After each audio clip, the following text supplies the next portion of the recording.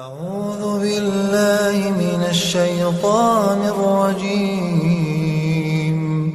بسم الله الرحمن الرحيم. الحمد للہ وکفا والسلام علی عبادہ الذین اصطفیٰ اما بعد۔ امام ترمذی رحمۃ اللہ علیہ نے عبداللہ ابن عباس رضی اللہ عنہما سے اللہ کے رسول صلی اللہ تعالی علیہ وسلم کا ارشاد نقل کیا ہے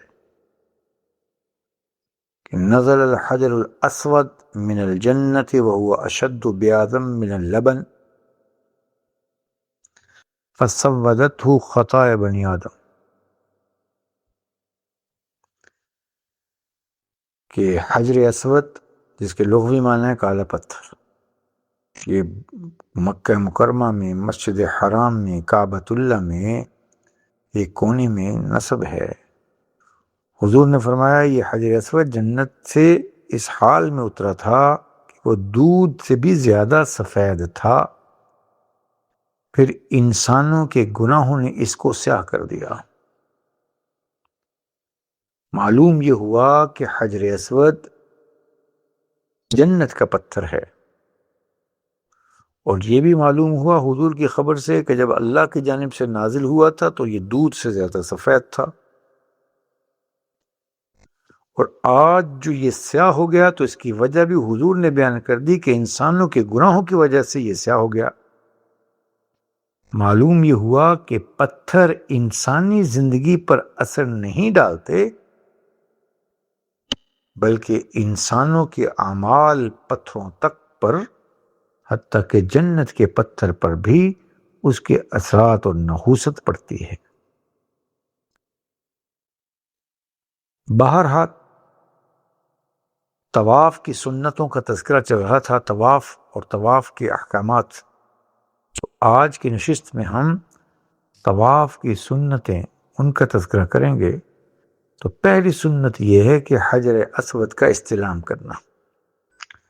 استلام کا معنی یہ ہے کہ اس کا بوسہ لیا جائے،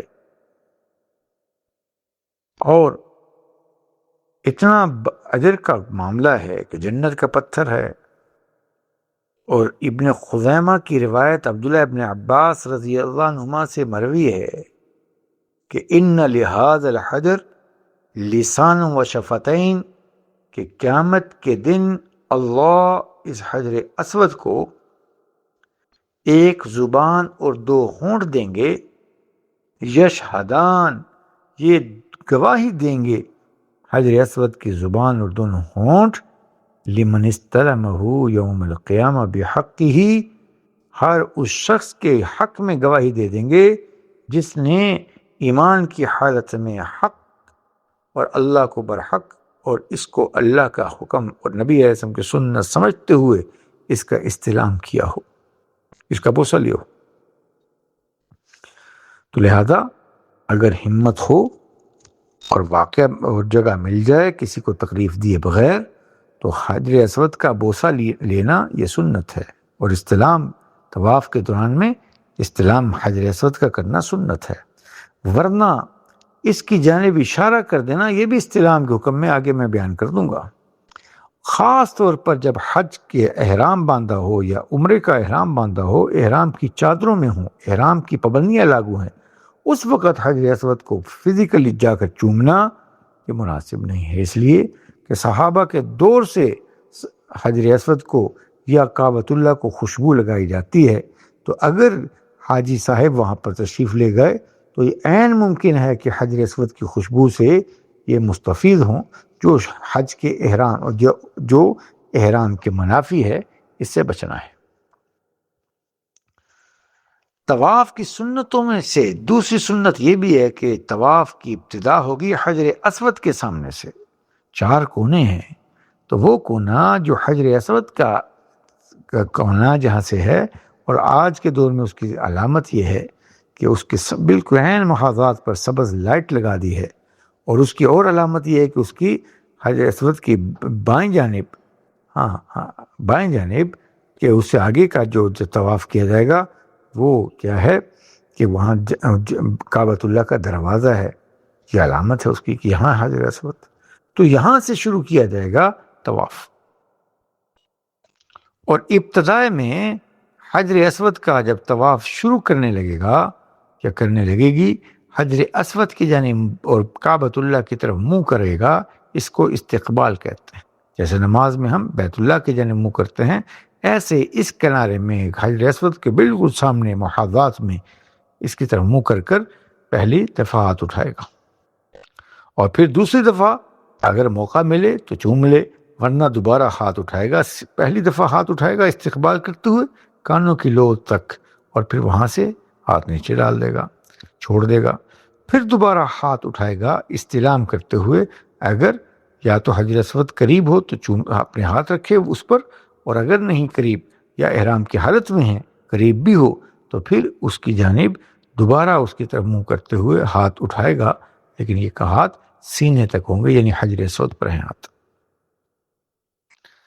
تیسری سنت احرام طواف کی یہ ہے کہ جو 7 چکر لگانے ہیں وہ لگاتار لگانے ہیں، یہ نہیں کہ ایک چکر ابھی لگا لیا، 1-2 منٹ کے بعد لگایا، پھر ریسٹ کر لیا، الا یہ کہ کوئی عذر ہو۔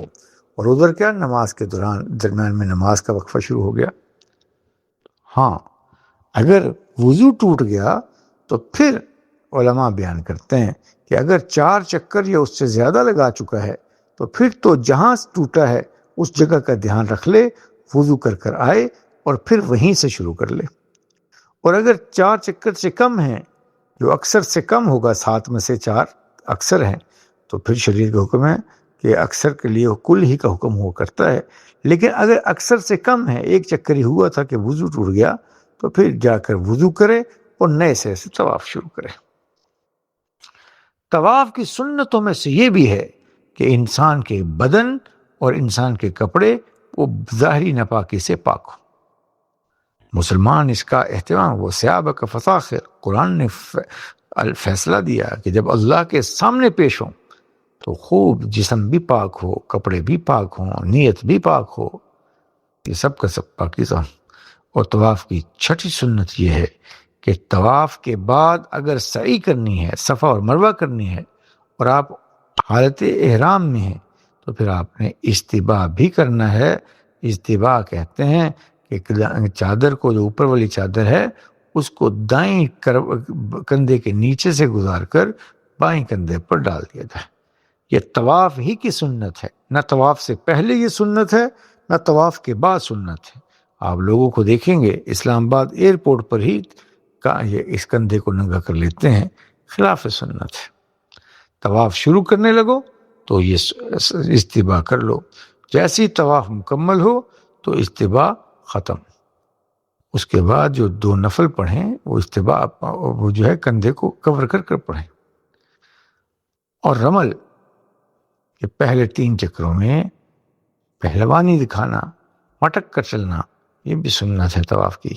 اللہ ہم سب سے راضی ہو، دین سیکھ کر عمل کرنے کی توفیق عنایت فرمائے۔